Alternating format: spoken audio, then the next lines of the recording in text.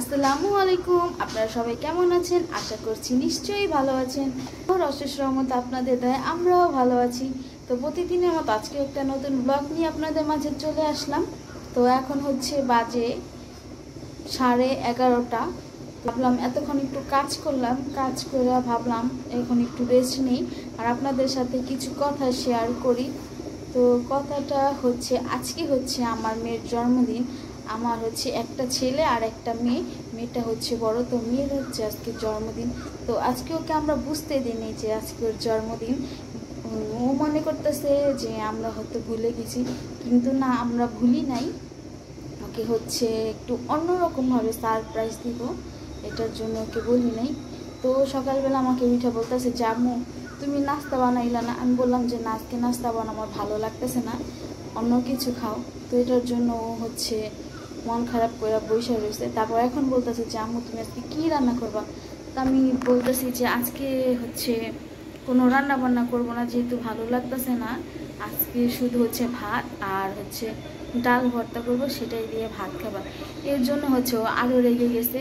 তো রেগে গিয়ে হচ্ছে আমার মায়ের কাছে চলে গেছে, তো ওর নানির কাছে। আমিও ওইখানে আবার আম্মুকে বলে আসছি যে তুমি এখানে কোনো রান্না বান্না করো না, কারণ আমি হচ্ছে রাতে খাবার দাবার এখানেই তৈরি করব। তো তোমার রান্না করার দরকার নেই, তুমি হচ্ছে ওকে ওইখানে রাখো যাতে বুঝতে না পারে আমি ঘরের ভিতরে কী করতেছি। তো হচ্ছে ওইখানে গিয়ে আম্মুরে বলতেছে যে তোমার মেয়ে হচ্ছে আজকে রান্না করবে না, তো এখন আমি কি জন্য তোমার এখানে চলে আসলাম, তুমি আজকে কি রান্না করবা? তোমার আম্মু বলতেছে যে আজকে আম্মু কিছু রান্না করব না, আম্মুর ঘরে আর কি কালকের তরকারি অনেক ভাত এগুলো ছিল, তো এগুলো ফ্রিজে রাখা আছে, ওইগুলাই গরম করে খাবে। তো এখানেও যাবে মন খারাপ করে বসে রয়েছে, বাসায় আসেনি। এই কিছু কাজ কমপ্লিট করে ফেলছি যাতে ও বুঝতে না পারে, এসে দেখতে না পারে। যদি দেখে আমি কাজ করতেছি তাহলে তো বুঝাই যাব। এটার জন্য তাড়াহুড়া করে কাজগুলো করে নিছি, এর জন্য সকাল সকাল ক্যামেরাটা অন করতে পারিনি। তাই তো আমি একটু বারান্দায় এসে দাঁড়াইতেছিলাম, কারণ প্রচুর রোদ আর গরম পড়ছে। তো ভাবলাম এখান থেকে একটু বাতাস আসে নাকি, দেখি একটু বাতাসে দাঁড়াই। তো হালকা একটু বাতাস আসতেছে, কিন্তু রোদের তাপটা হচ্ছে অনেক বেশি। তো কি করব ভাবতেছি। আর এই যে দেখুন, এখানে হচ্ছে এক বালতি কাপড় চোপড় জমা হয়েছে, তো এগুলো হচ্ছে ধুইতে হইব, কিন্তু আজকে আর ধুইব না, ভালো লাগতেছে না। প্রচুর জামা কাপড় জমা, যে এক বালতি জামা কাপড় জমা হয়েছে। আর ওইখানে হচ্ছে রাজহাঁস ডাকতেছে, আপনারা দেখতে পারতেছেন না কি জানি না, কিন্তু আমার না অনেক ভালো লাগে। ওই যে একটু দেখা যায়, আপনাদের জুম করে একটু দেখাই। ওই যে দেখেন,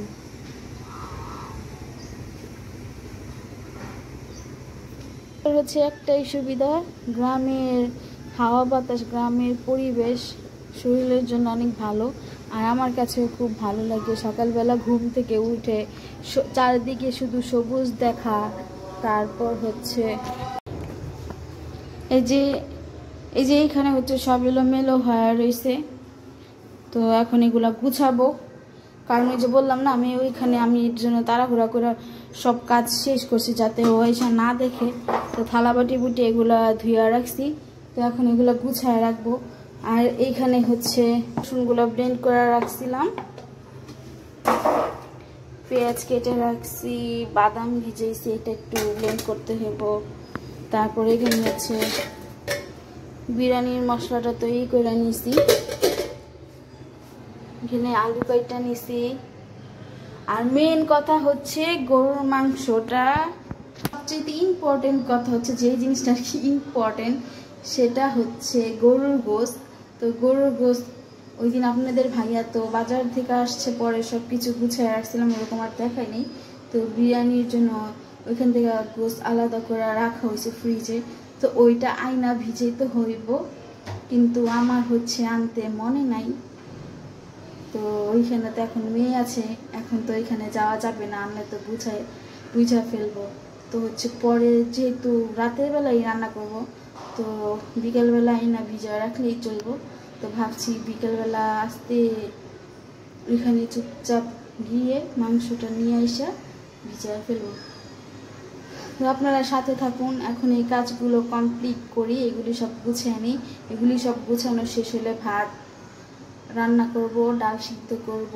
কারণ যে বললাম মেয়েকে আজকে বলছি ভাত আর ডাল ভর্তা দিয়ে ভাত খেতে হবে, ওর মাথা তো খারাপ। আর এখানে নানুর বাসায় গিয়েও দেখতেছে যে নানু রান্না করতেছে না, তো এখন ও তো আয়সা এগুলাই খাইব। তো এগুলো প্রিপারেশন করব, তারপর হচ্ছে ঘরটর মুছে গোসল করে আসবো, তারপর হচ্ছে বিরিয়ানি রান্না করার প্রিপারেশন নিব। তো আপনারা সাথে থাকুন আর আমি এগুলো আস্তে আস্তে গুছিয়ে নিই।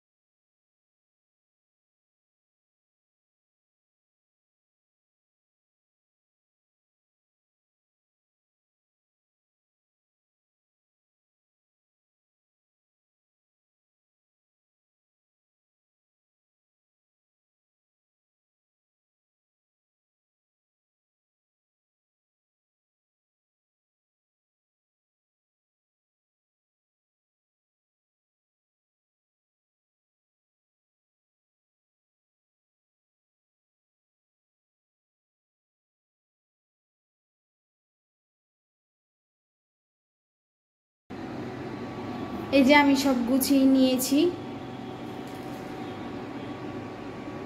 সব কাজ করা আমার কমপ্লিট। এই যে এখন হচ্ছে ঘরটর ঝাড়ু দিব, প্লাস কাজ শেষ। ভাতটা একটু হবে,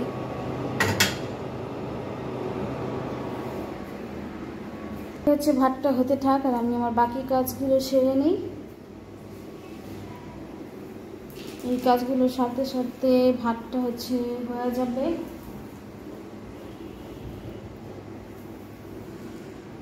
আর জানি না এত দৌড় শেষ হয়ে গেছে, তো রান্নাঘরটা এখন হচ্ছে ঝাড়ু দিয়ে নিতেছি।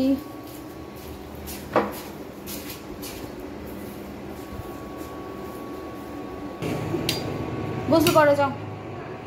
এটা আমার হচ্ছে ঘর ঝাড়ু দেওয়া শেষ, আর ভাত এখনো হয় নাই, ভাত হচ্ছে আর একটু হবে। আর এখানে হচ্ছে মাত্র বিছানাটা গুছিয়ে গেছি, আর ওই যে হামিম দুষ্ট হচ্ছে, সব নষ্ট করে ফেলছে। ওই যে খেলতেছে, ওর শুধু সারাদিন লাফালাফি দৌড়াদৌড়ি নাচানাচি করতেই থাকে। আর হচ্ছে আমার কাজের 12টা বাজায়, এখন নিজে ব্যাট বল খেলতেছে। যে বিছানাটা গুছিয়ে রেখে গেছি, বিছানাটাও আওলা ঝাওলা করছে। আর এখানে হচ্ছে মেয়ে আইসা পড়ছে, মেয়ে আইসা গোসল টোসল করে রেডি হয়ে গেছে। হচ্ছে ডালটা ধুইয়া বসায় দেই।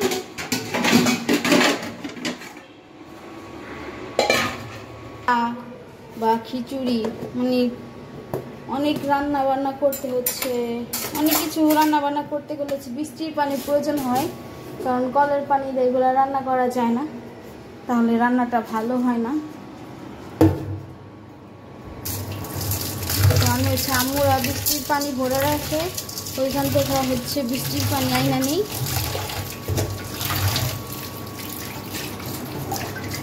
তো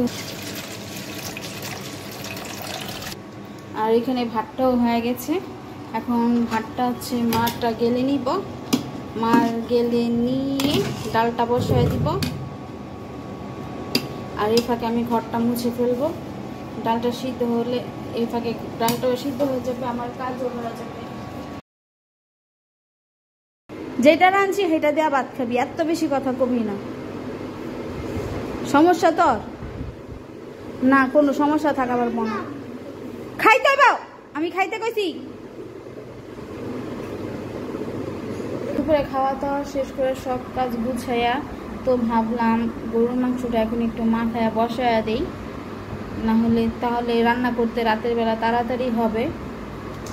আর এমনিতে অলরেডি সন্ধ্যা হয়ে আসছে, তো আমি এখন পেঁয়াজগুলো কেটে রাখছিলাম যেগুলো, এখন এটার মধ্যে এগুলি সব দিয়ে দিব।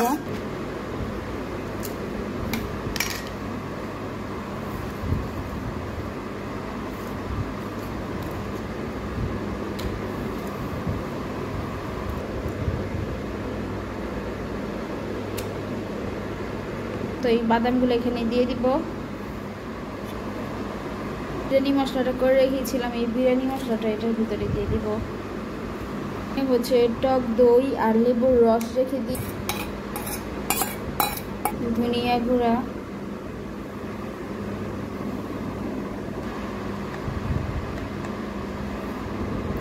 জিরা গুঁড়া, মরিচের গুঁড়া, লবণ, আর এখানে দিয়ে দিব হচ্ছে সামান্য একটু জায়ফল জয়ত্রী গুঁড়া। কারণ গরম মশলা যে আমি বিরিয়ানি মশলাটা যে তৈরি করেছিলাম ওইখানে জায়ফল জয়ত্রী ছিল, ওইখানে গোলমরিচও ছিল, এটার জন্য এখন জায়ফল জয়ত্রীটা একটু কম দিলাম। একটু টমেটো সস,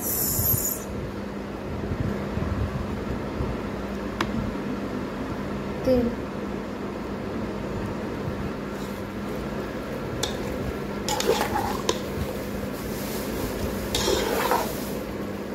সেগুলো এখন মাখানো শেষ।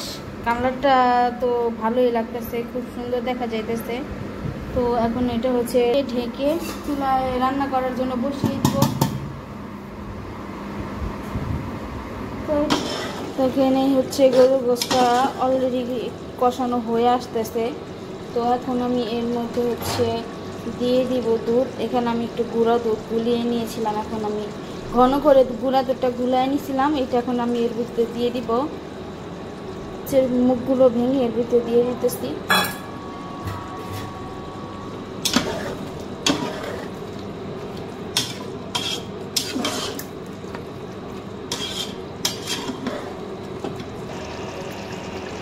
গোশটা এখন যে পর্যন্ত পানি না টানবে তার একটু কষানোর জন্য আমি এখন এটাকে আবার ঢেকে মিডিয়াম হিটে রেখে দিব, যাতে গোশটা ভালোভাবে কষে নরম হয়ে যায়। আমি হচ্ছে এর মধ্যে একটু আলু দিয়ে দিছি, কারণ বিরিয়ানিতে আলু না হলে চলেই না, আর আমাদের বিরিয়ানিতে আলুটা খুব পছন্দ, এটার জন্য একটু আলু দিয়ে দিছি। তো এটা এখন করতে থাকে।